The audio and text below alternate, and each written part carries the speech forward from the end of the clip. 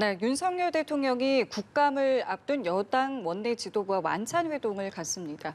아직 한동훈 대표의 독대 요청에는 답변을 하지 않은 상황에서 한 대표는 참석 대상이 아니다 보니 여러 해석도 나오고 있습니다. 네, 그리고 조금 전 윤석열 대통령 전해드린 것처럼 쌍특검법 등 법안에 대해서 제의 요구안을 제거했는데요. 관련 내용 포함한 정치권 이슈들 김대식 국민의힘 의원, 이기현 더불어민주당 의원과 함께 짚어보겠습니다. 두 분 어서 오십시오. 네, 안녕하세요. 안녕하십니까? 네, 안녕하십니까.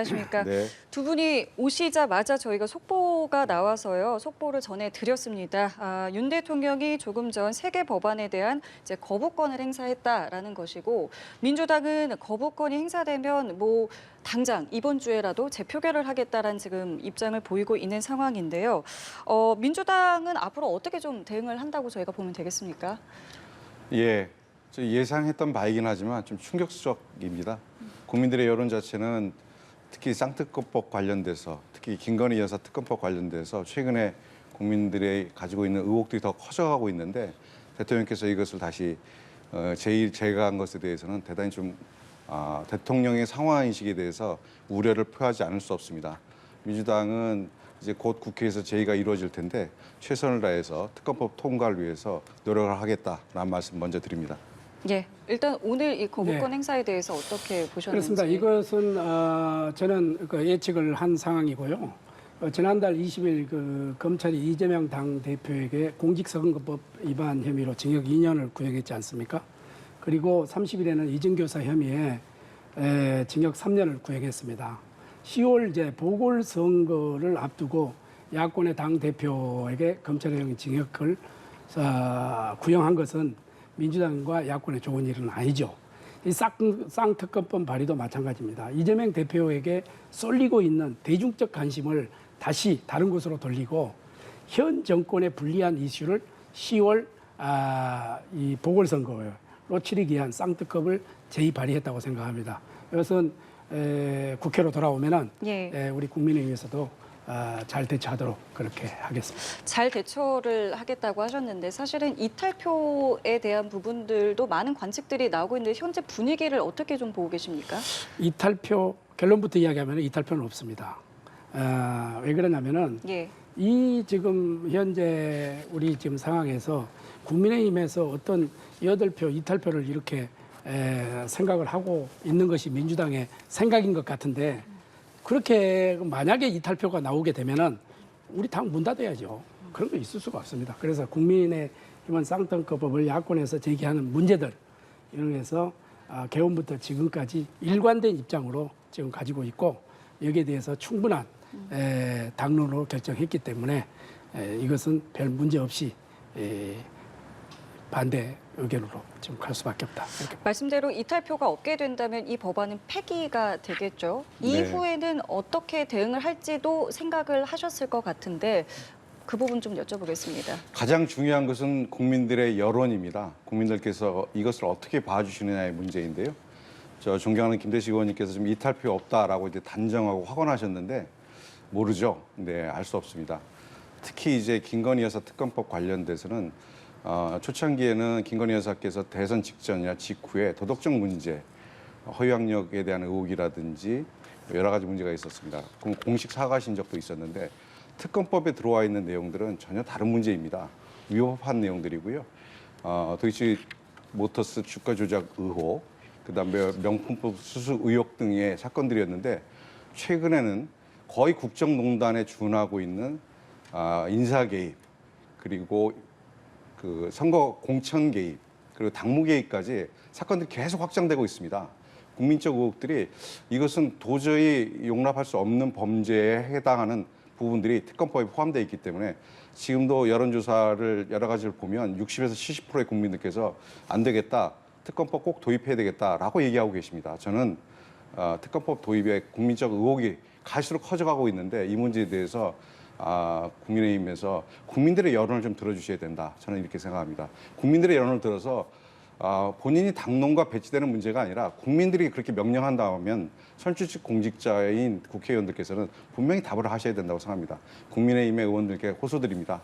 이번 저희들이 다시 한번 재발이 되지 않도록 이번 제2에서 현명한 선택을 해주실 것을 부탁드립니다. 예, 지금 두 분과 이야기 나눈 것처럼 윤 대통령이 조금 전 쌍특검법 등 거부권을 행사했고 이후 정치권에서 또 어떤 반응들이 나오는지에 대해서는 좀 지켜보고 들어오는 대로 저희도 전해드리도록 하겠습니다.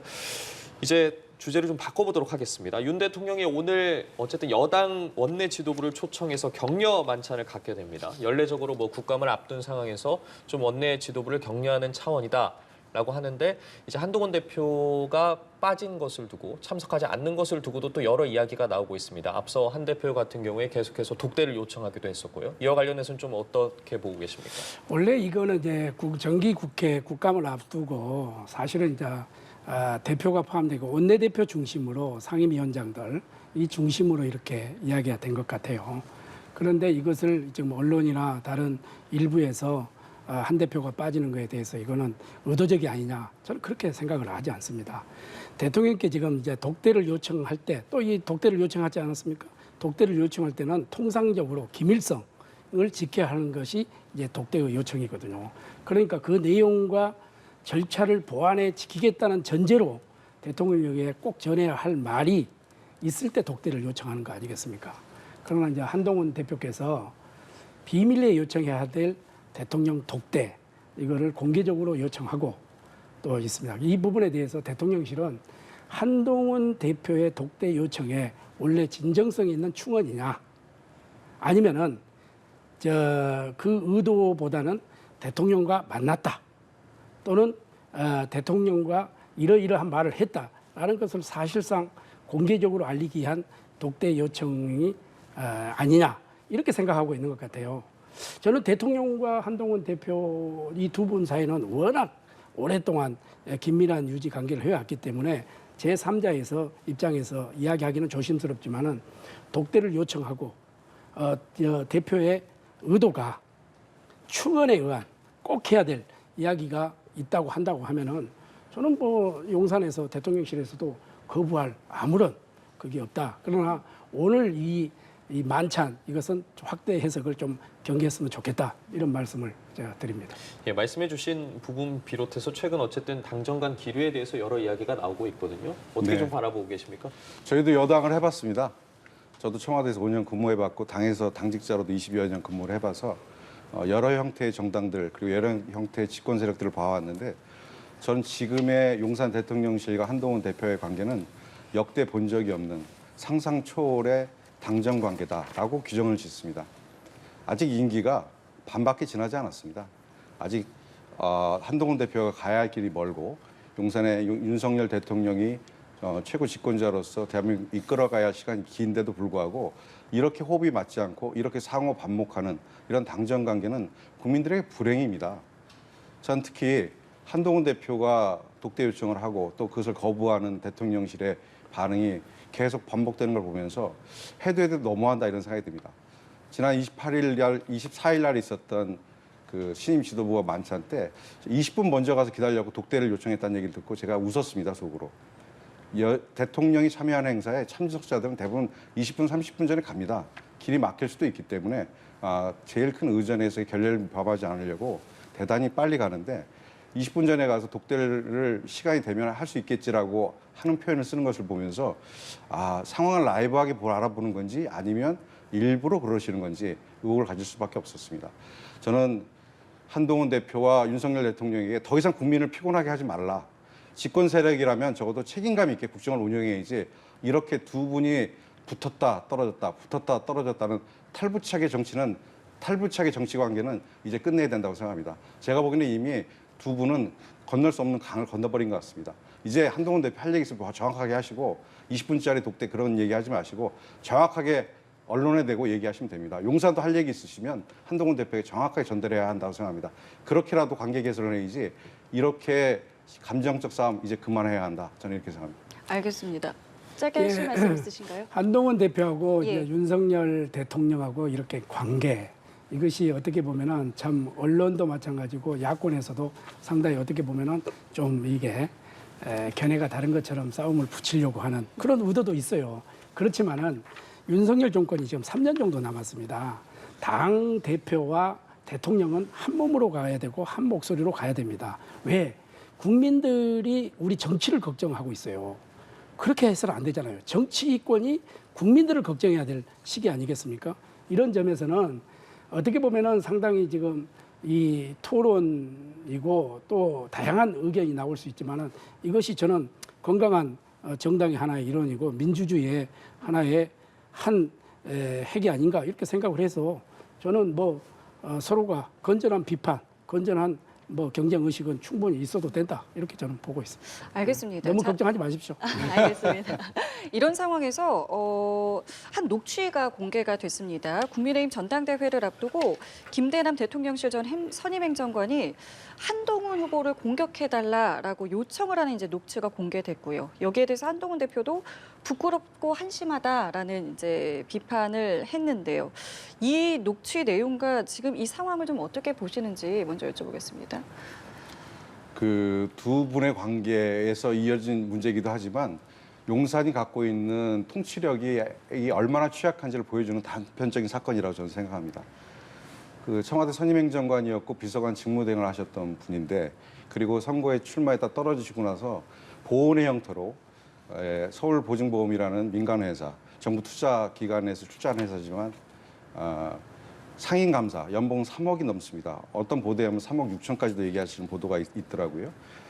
비서가 제공이 되고 차량이 제공되고 그렇게 의전을 받고 그리고 모든 낙하산 인사들이 꿈에 그리는 서울 근무입니다. 대부분의 공공기관들이 지방에 있기 때문에 지방 근무를 피할 수 없는데 서울에 있는 민간 기업에 가는 것이 일반적으로 낙하산의 꽃이라고 합니다. 그런 자리에 계신 분이 임기가 끝나고 나와서 본인이 취업을 준비하는 과정에서 8월에 취업하셨다고 그러는데 7월 10일 날 통화를 하고 그리고 해당 기자는 7월 12일 날 이틀 후에 기사를 씁니다. 그리고 24일 전당대 직전에 원희룡 후보는 이것을 근거로 해서 한동훈을 공격을 합니다. 실제로 김대남이라는 분이 하셨던 발언 그대로 공격이 이루어집니다. 이것은 용산에서 취업을 빌미로 전직 비서관 직무대행자에게 이것을 요청했다. 그리고 이것이 용산이 주범이다라고 밖에 볼 수가 없습니다. 대단히 심각한 상황이고요.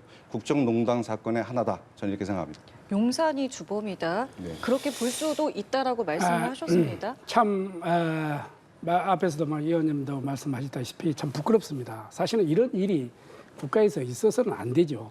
그러나 대통령실 행정관의 일탈, 이거는 대통령실 전체의 뜻이라는 데는 동감하기 어렵고요. 당시 대통령과 한동훈 대표의 관계는 총선 전부터, 통선 당시부터 설왕설래가 많았습니다. 대통령과 한동훈 대표의 관계를 살펴보면 간단합니다. 한동훈 대표가 성공해야 대통령이 성공하고 대통령이 성공해야 한동훈 대표가 성공할 수 있다 이렇게 생각합니다.